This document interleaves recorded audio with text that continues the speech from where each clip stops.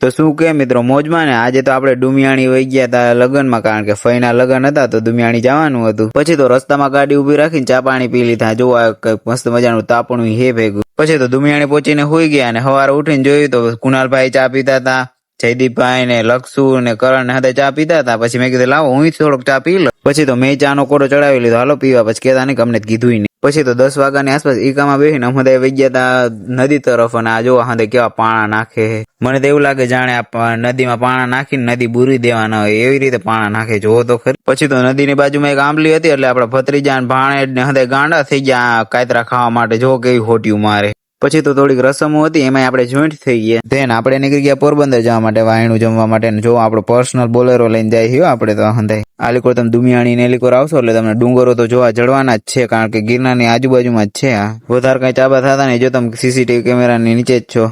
ભૂંગરા તો આવી રહ્યા, બટેકા ક્યાં ગયા? કોઈ પણ હોય તો જરા કોમેન્ટ કરજો.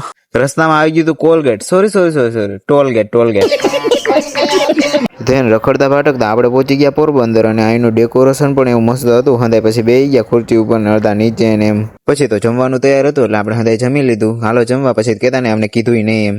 ધેન જમીને આપણે નીકળી ગયા ઘર તરફ જવા માટે. પોરબંદરનું ટ્રાફિક કે શું એ પછી કંટાળો લેવરાયો. તો ચાલો મિત્રો હવે દાંડિયા રાસનું ની બધું પછી દેખાડીશ, કારણ કે વ્લોગ બહુ લાંબો થઈ ગયો. તો કાલે ફરી મળીશું એક નવા વ્લોગમાં. ત્યાં સુધી જય દ્વારકાધીશ.